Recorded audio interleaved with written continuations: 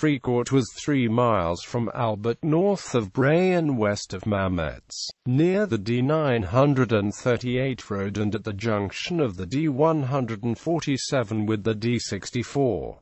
The village was 20 miles northeast of Amiens and on the route of the Albert-Péronne light railway. Fricourt Wood was northeast of the village, with a château on the edge of the village and a number of craters, known as the Tambour, on the west side. Fricourt formed a salient in the German front line and was the principal German fortified village between the River Somme and the Ancre. The ground sloped southwest from Bazentin Ridge, divided by a willow stream, which rose in Trones Wood and flowed past the ends of the Mametz and Fricourt spurs. The stream was the inner boundary of the 7th Division on the right and the 21st Division on the left. German fortification of the area around Mametz and Fricourt had created a web of trenches 1,200 yards deep behind the front-line trench, which was irregular, making many angles from which an attacker could be engaged. On the 24th of June 1916, the artillery preparation began for the Anglo-French offensive. The Fricourt area was subjected to several British gas attacks during the bombardment and a number of mine explosions just before 7:30 a.m. on the 1st of July, when British infantry attacked the German defences either side of the village. By the end of the 1st of July, the village had been enveloped on 3 sides, and during the night the German garrison withdrew towards the 2nd position. British patrols reported the retirement overnight, and at noon on the 2nd of July, troops of the 17th Division occupied the village and captured Fricourt Wood in the mid-afternoon. The 28th Reserve Division, which held the front from Montauban to Fricourt and Auvilliers,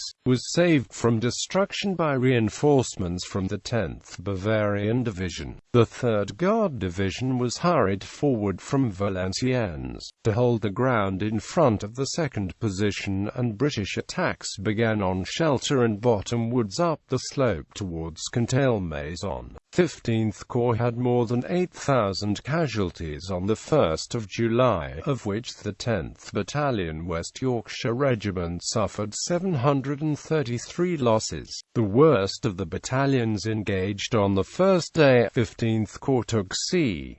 1,600 prisoners. Background: strategic developments. The German army arrived at Fricourt on the 29th of September 1914, when the 26th Reserve Division and the 28th Reserve Division of the 14th Reserve Corps tried to continue an advance westwards towards Amiens. By the 7th of October, temporary scrapes had been occupied, after a night attack turned into a fiasco and 400 German soldiers were captured. Fighting in the area from the Somme north to the Ancre subsided into minor line-straightening attacks by both sides. In December, the French attacked all along the new Western Front, which around Fricourt from 17 to 21 December cost both sides thousands of casualties. In 1915, the war around the village went underground, with mining and countermining. Just north of Fricourt at La Brosselle, 61 mines were blown between April 1915 and January 1916.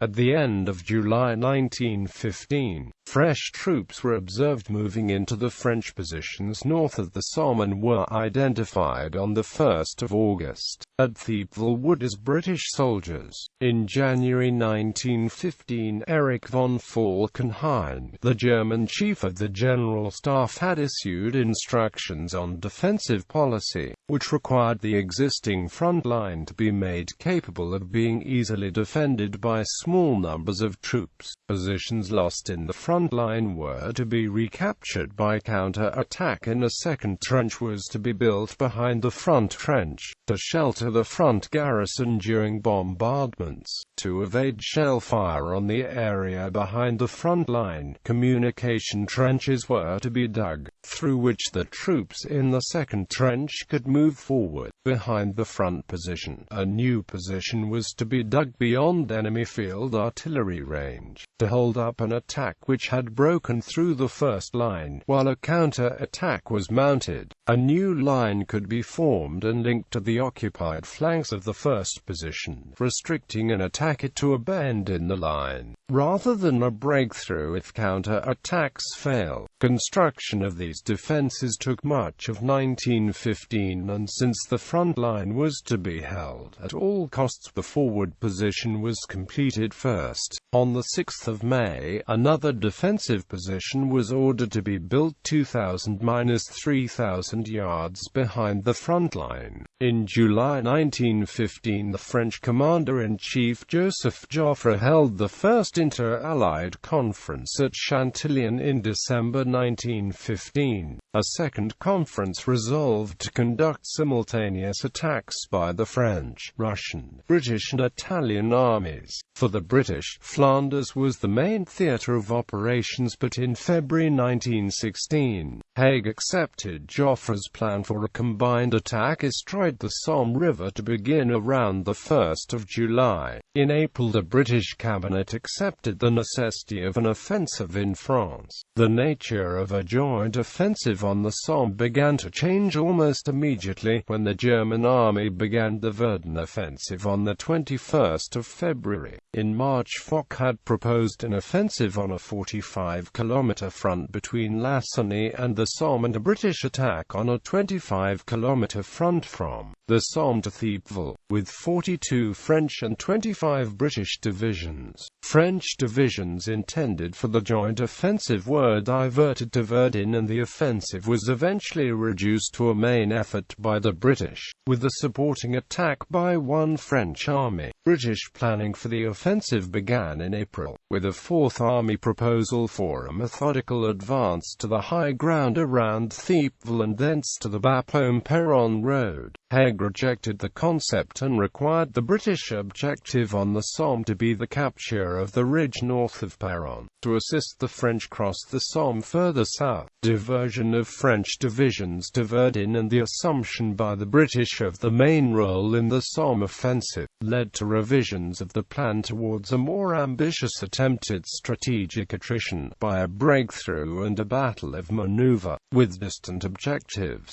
Tactical developments around Fricourt, the original temporary German scrapes and trenches, were elaborated according to Falkenhayn's instructions, with concrete used to give shell-proof protection. Lines of trenches were dug to link the village fortifications and improved by second and third trenches behind the front line, creating a first position.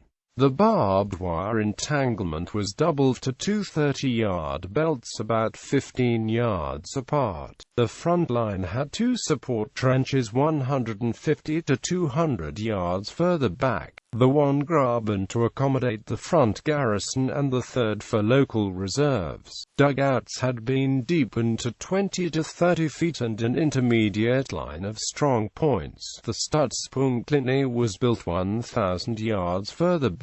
The second line had been built beyond field artillery range, and the building of a third line, another 3,000 yards further back, had begun in February 1916. In the first half of 1916, as signs of an Anglo-French offensive on the Somme multiplied, more defensive works were built all over the Somme front, and raiding was increased to snatch prisoners for questioning. In late May 1916, a spoiling attack was planned from Fricourt on the south bank of the Somme, north to Saint-Pierre-d'Yvien, intended to reach a depth of 25 kilometers. An attack was made impossible on the 4th of June, when the forces to carry it out were sent to Russia to counter the Brusilov offensive. The British method of attack by 1916 was to fire an intense bombardment on the German front trenches just before 0 hour, then lift the bombardment to the next trench, then the next according to a timetable. Before the barrage lifted, infantry were to creep as close as possible to the bombardment, considered to be 100 yards from the trench, and to attack as soon as the shell fire lifted. The destructive effect of the bombardment bombardment was said by Haig and Rawlinson to be such that nothing could live in the target area and that infantry would only have to occupy the ground. It was recommended that the infantry should attack from trenches no further than 200 yards from the German front line. The digging of such trenches was opposed by some divisional commanders, lest it alerted the defenders, and the decision was delegated to corps and divisional commanders. Some divisions dug advanced trenches, but most expected to begin the advance across no man's land covered by the barrage. In the 15th Corps area, both divisions were to attack behind a creeping barrage and begin the advance from various points,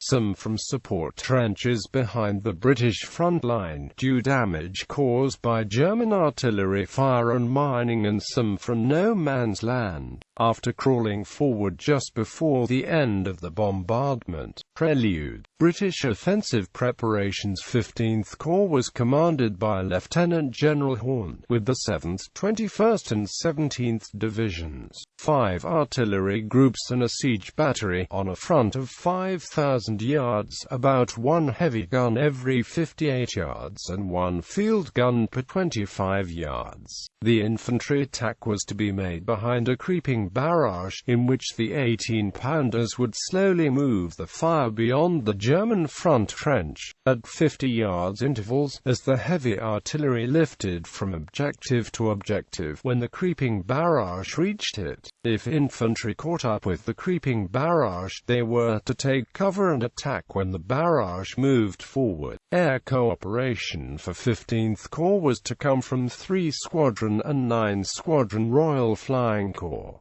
British plan of attack. In the first stage of the Corps plan, the divisions were to occupy higher ground either side of Willow Stream and beyond Mametz on the right, then take Fricourt in the next stage, moving through the first German intermediate position to the second intermediate position across the valley fronting Mametz Wood. The right was to gain contact with the 13th Corps at White Trench, and the left link with 3rd Corps at Quadrangle Trench below Cantal-Maison. The final objective was chosen to receive a counter-attack with good artillery observation in front of dead ground, from which the artillery could bombard the German second position. If the German defense collapsed, the 17th Division in Corps Reserve would pass through and advance beyond Mametz Wood, up the north side of Caterpillar Valley, to Bazentin-le-Grand, Longueval and Ginchy. Fricourt was not to be attacked frontally but isolated, for which the right-hand brigade of the 7th Division was to take Mametz and then White Trench. The centre brigade was to form a defensive flank on the south rise of Willow Valley, which faced Fricourt and Fricourt Wood to the north. The inner brigades of the 7th Division and 21st Division were to wait in the front-line trenches opposite the village, until ordered forward by the Corps commander.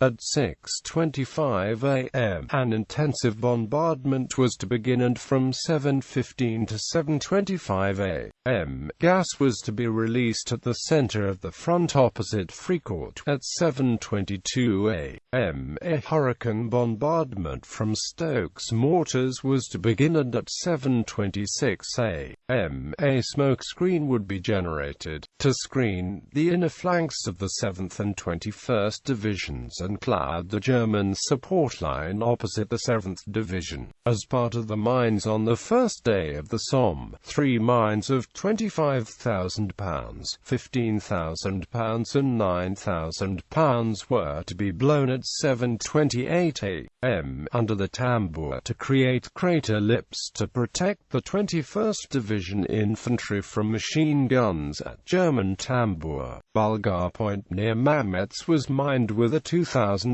charge. A sap further west mined with a £200 charge, and 4 £500 mines were planted south of Hidden Wood.